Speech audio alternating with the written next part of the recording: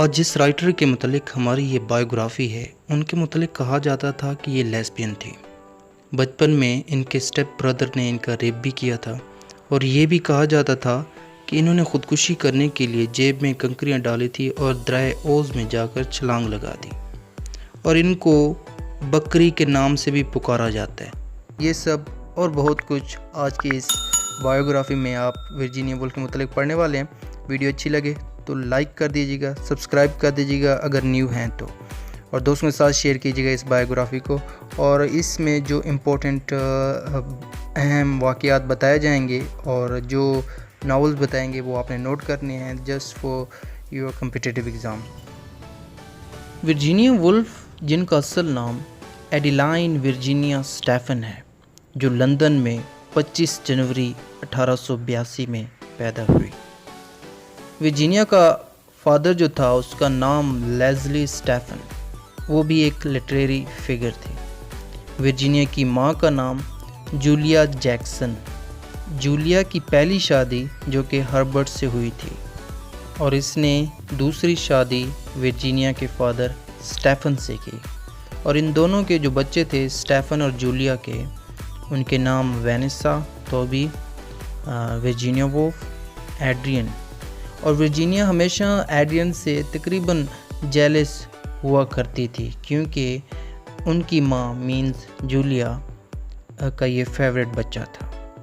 Virginia ख़ुद एक मुसन्फ़ा, एक राइटर थी, फेमिनिस्ट राइटर थी, एसिस्ट थी और क्रिटिक भी थी। T S. Eliot, Ezra Pound, James Joyce इसी के दौर के थे, मतलब मॉडर्निस्ट राइटर्स में इनका शुमार होता है।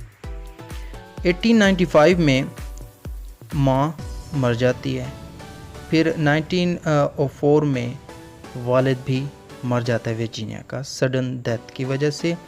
वर्जीनिया की जो मेंटल कंडीशन होती है वो थोड़ी डिस्टर्ब हो जाती है। अब ये याद रखने वाली बात है कि जब जूलिया वर्जीनिया पैदा हुई ना, तो उस वक्त जूलिया की 50 साल उम्र थी। फिर जब ये 13 साल की होती है वर्जीनिया, तो जूलिया भी मर जाती है। जब वर्जीनिया वुल्फ ने अपना लिटरेरी कैरियर जो था जब स्टार्ट किया, तो इसका जो पहला नावल था वो द वॉयेज आउट 1915 में इसने लिखा। इसके बाद इसके मशहूर नावल्स में मिसेस डॉलवे जो कि 1925, to the lighthouse 1927, Orlando 1928 में ये नावल जो इसके मशहूर हैं इसने सीक्वेंस में लिखे। ज़्यादातर देखा जाए तो वर्जीनिया होम स्कूल्ड थी और घर में एक एक्सपेंसिव लाइब्रेरी भी थी जहाँ से ये तालीम हासिल करती थी। वुल्फ ने ग्रेजुएशन कैम्ब्रिज से की, और जैसे कि मैंने पहले बताया कि घर से तालीम हासिल की। घर से क्यों तालीम हासिल की, ये क्वेश्चन आपको होना चाहिए, क्योंकि उस वक्त लड़कियों के लिए स्कूल जाना एक्सेप्टेबल नहीं था, काबिल कबूल नहीं था। अब थोड़ा वर्जीनिया की लाइफ को देखा जाए तो ये थोड़ी कंट्रोवर्शियल भी थी। कंट्रोवर्शियल क्यों? क्योंकि कहा जाता है कि वर्जीनिया का जो लव अफेयर था वो एक लड़की थी जिसका नाम वीटा सैकवेल वेस्ट था, और इसके अलावा भी कहा जाता है कि केटी नाम की लड़की थी और वायलेट नाम की लड़की भी इसके लव अफेयर में थे। 10 साल की उम्र में वर्जीनिया ने काफ़ी ज़िंदगी को देखा, काफ़ी उतार चढ़ाव, अप्स एंड डाउन्स देखे लाइफ में।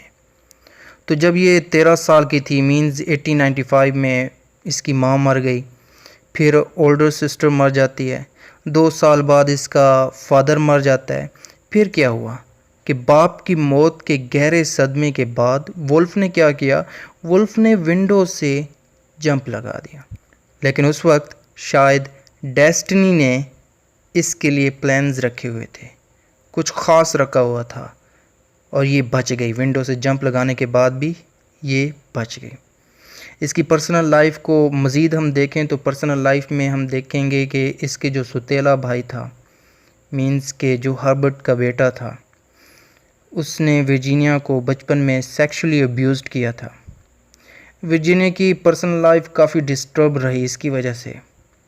और 1941 में अपने घर के करीब बहते दरिया जिसका नाम ओज था, उसके करीब जाकर अपने पॉकेट्स में कंकरियां डालकर छलांग लगा दी।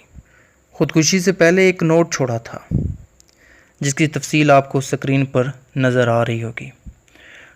और इसको 2 हफ्तों के बाद, तकरीबन 2 हफ्ते लगे वर्जीनिया की लाश को तलाश करते हुए। अगर ये बायोग्राफ़ी आपको पसंद आई तो लाइक करते हुए जाइएगा, न्यू हैं तो सब्सक्राइब करते हुए जाइएगा, दोस्तों के साथ शेयर कीजिएगा। और अगर कोई चाहते हैं आप कि किसी राइटर की बायोग्राफ़ी पे मैं बात करूं तो लाजमी कमेंट्स में बताइएगा। और ये बायोग्राफ़ी कैसी लगी ये भी लाजमी बताना। Thank you for watching this.